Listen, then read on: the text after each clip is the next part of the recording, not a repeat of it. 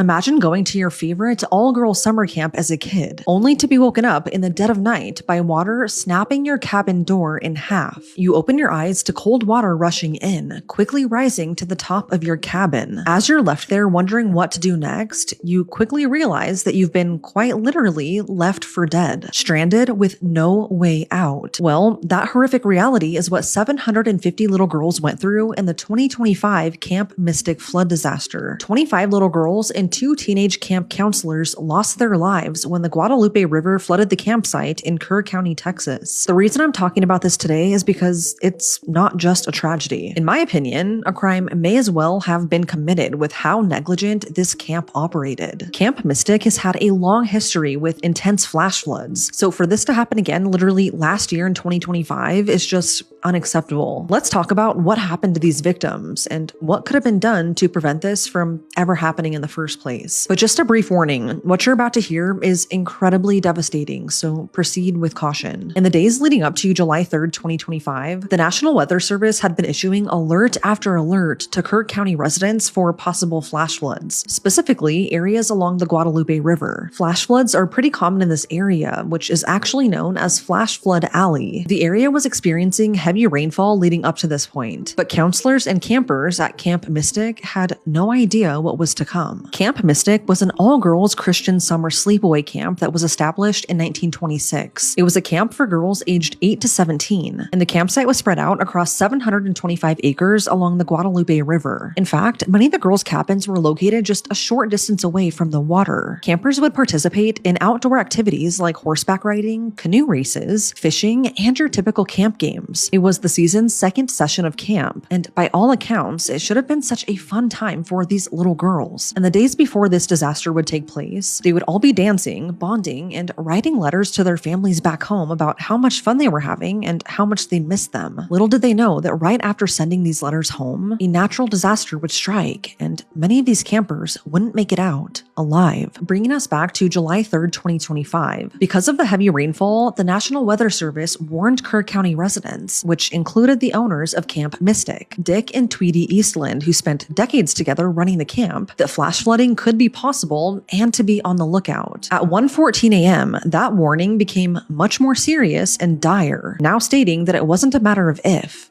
it was when. The National Weather Service urged the public to get to higher ground immediately because the Guadalupe River was rising and fast. Back at Camp Mystic, 750 little girls were sleeping soundly in their cabins, and they had no idea what was happening outside. The main takeaway from this story is this. At 1:14 a.m., the alert was issued to begin evacuating immediately and get to higher ground. But even as water started seeping into the cabins, and even though young teenage camp counselors went to Dick for help on what to do, Dick told them to just put towels down on the floors of their cabins to soak up the water, to go back to their campers and cabins and just wait it out. According to reports, the leadership of Camp Mystic thought this was just a regular small flood, completely ignoring the National Weather Service's alerts. Dick and other leadership initially weren't very concerned, and because of that, they didn't begin evacuating the cabins until 3 a.m. But by then, the water was rapidly coming in and rising. The currents were so strong that it was ripping bark off of trees, and sadly, at this point, the conditions became unsurvivable. The little girls in each cabin were woken up by loud thunder and lightning, and water pooling into their rooms. The counselors didn't have phones on them because it was required that they were turned in for work, so they had no idea what was actually happening outside. Most of the cabins weren't issued walkie-talkies either, so they really had no way of asking for help or knowing what was going on outside. Many campers and counselors were waiting for an alert over the camp's PA system, which was used every single day for little things. But for some reason, now that there was a very deadly flash flood taking place, no one at the camp used it to alert campers to get to safety. So many of these little girls and counselors were sadly just sitting ducks, waiting for the worst to happen. Water began rising over the front porches, and the cabins began to shake. At this point, one of the counselors risked their life to run to the camp office to tell Dick that they needed to start evacuating now. But Dick told her to just grab some pillows and blankets and head to the camp's recreation hall. This was on higher ground, but not by much, and again, he only told one counselor this. He didn't make a public public alert to the rest of the counselors, so literally no one knew what to do. I guess that entire night, Dick had been monitoring the weather with one of the camp security guards, but when the conditions worsened, instead of evacuating the kids first, he decided to pull all of the camp's canoes out of the river to keep them safe. When they realized this wasn't your typical storm, it was just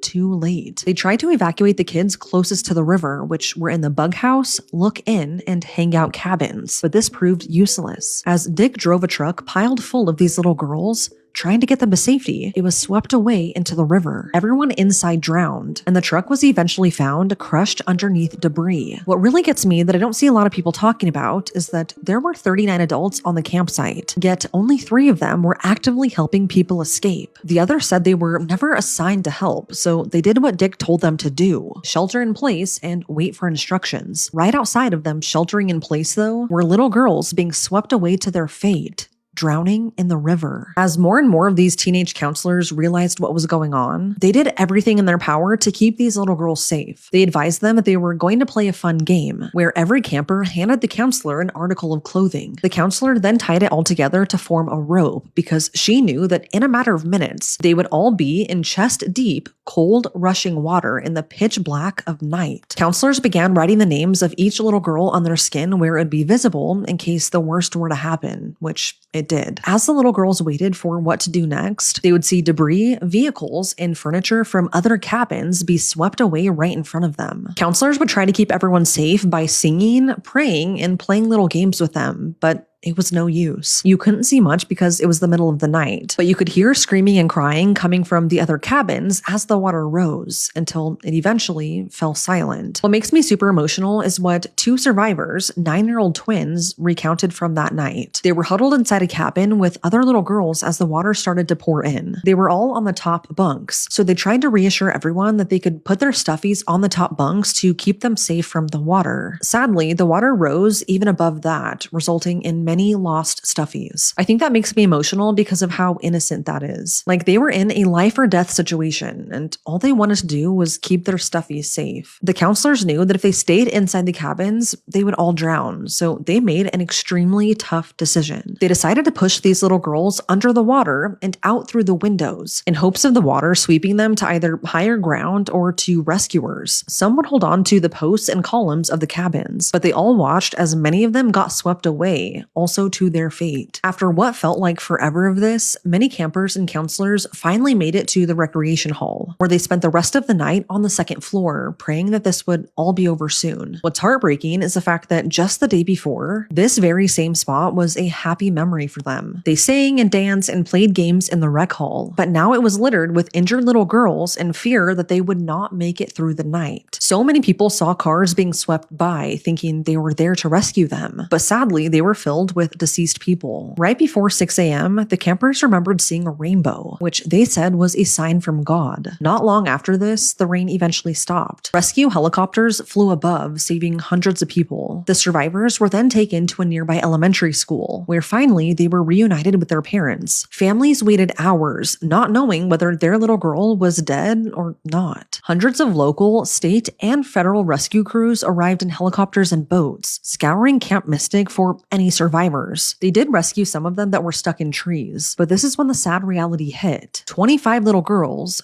2 teenage camp counselors, and the camp's owner, Dick, were all dead. They never made it out, so now it became a recovery mission. Overall, because of how deadly this flash flood was, 138 people died in Curry County, and it caused $18 billion in damages. I don't think people understand just how devastating a flash flood like this is. When the water rushes in like this, it sounds like a roar, so you can't hear anything. You can't see anything, like in this case, because it was pitch black, and you usually can't swim your way out. The current is too strong, and the water takes you where it wants to go. You don't have a choice. You either die via drowning because you get pulled under, or you're hit with debris, which can kill you. But after all this happened, some even more disturbing information came to light, which deeply affected how this tragedy was seen. So Dick and Tweety Eastland, the owners of the camp, had dealt with dangerous flooding several times in the years leading up to this disaster. Even before that, there was a massive and deadly flash flood not far from Camp Mystic at another summer camp called Pot of Gold Ranch. This flash flood happened in 1987 and killed 10 little kids. Ever since then, residents were warned that this area will flood again, but nothing was ever done. No lessons were ever learned, even at the expense of children. Funding for flood warnings were decreased, state lawmakers stopped caring, they never put in flood sirens, and Kerr County even eliminated its own flood protection tax, which is crazy because this county is one of the most flash flood prone areas in the nation. So many people have lost their lives due to inaction, but it doesn't stop there. I haven't even touched on what Camp Mystic itself did wrong. So what I'm about to say comes from a 115-page report that was put together by a joint committee of Texas senators and representatives who spent months investigating what happened at Camp Mystic after the 2025 flood. They worked alongside investigators and committee staff to piece together a timeline and determine what went wrong. These investigators were very careful not to assign legal liability, but they were very direct about the numerous failures that took place here. They go on to say that while the flood itself was not preventable, many deaths at Camp Mystic were. So there was a 2-hour window between the flash flood warning that was issued at 1:14 a.m. and the point where the floodwaters became impossible to outrun. According to this report, if everyone at the camp was told to get to higher ground at 1:14 a.m., it's very likely that most, if not everyone, would still be alive today. Texas law also requires camps to have written emergency evacuation procedures, or a plan. But the only plan that Dick/Camp Mystic had said, quote, "shelter in place and wait for instructions." End quote. It did not explain any of these things. When and where to evacuate, who was responsible for each cabin in the event of a natural disaster, what counselors should do, or how campers would be moved to safety. And I want to make this very clear. The counselors here were not the issue. They were mostly teenagers. They had no idea what to do because they were never trained on what to do if something like this ever happened. Some of them, even as kids themselves, made heroic decisions to save these little girls. The owners of Camp Mystic waited until the water had already started flooding the cabins to begin evacuating, which is unacceptable. And they also didn't evacuate the correct way. Like I said, only 3 adults out of the 39 were actively rescuing kids because there was no emergency plan. And they were using trucks to evacuate and grab people, which created a bottleneck. On top of this, the National Weather Service specifically warned that most flood deaths occur in vehicles, but this was ignored. I know that in emergency situations, thoughts like this can just go out the window because of high stress. So I'm not trying to sound like I'm dogging on Camp Mystic and that I'm perfect and would know what to do in a situation like this. But I firmly believe that when you have 770 little kids' lives in your hands, the bare minimum would be to have an emergency plan in place to avoid this very situation. Like I mentioned earlier, they never used the camp's PA system, even though every other day they were used regularly. These could have been used to warn campers, evacuate immediately. But no, they were never used. According to this report, the committee stated, quote, "there was enough warning, there was enough time, and there was enough opportunity to get everyone to higher ground before these conditions became unsurvivable." The real heroes of this story are the camp counselors who were placed in an impossible situation. What this report also says was that the communication and reunification process after the disaster was so heavily disorganized that it caused unnecessary trauma to the families. They were waiting for hours on end to find out who died and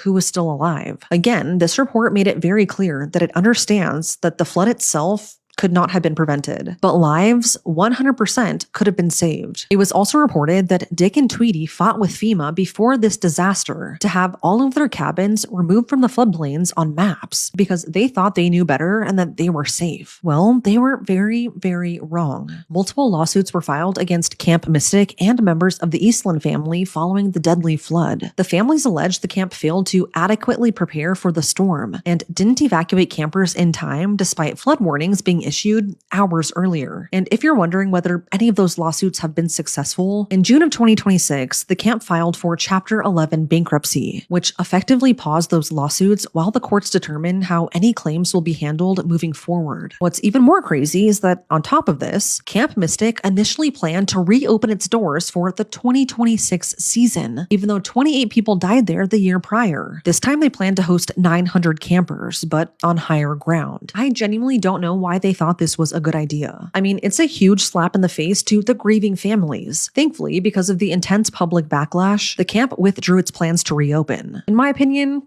Good. It's like they didn't learn their lesson. In the wake of the Camp Mystic tragedy, several organizations were created to honor the lives lost and support those left behind. The Lost Stuffy Project began helping survivors replace beloved stuffed animals and comfort items that were lost in the flood. For many children, those weren't just toys. They were sources of comfort during an unimaginably traumatic experience. And then there's Heaven's 27, a foundation created by the families of the 27 campers and counselors who lost their lives at Camp Mystic. Their mission is to preserve the girls' legacies through charitable giving, support causes that were important to them, and advocate for stronger camp safety laws so that no other family has to endure this kind of loss. If you'd like to help, you can support organizations like the Lost Stuffy Project and the Heavens 27 Foundation, or donate to local flood relief efforts throughout Texas Hill Country. In the face of unimaginable tragedy, these organizations are a reminder that even in the darkest moments, people will always find a way to bring light back into this world.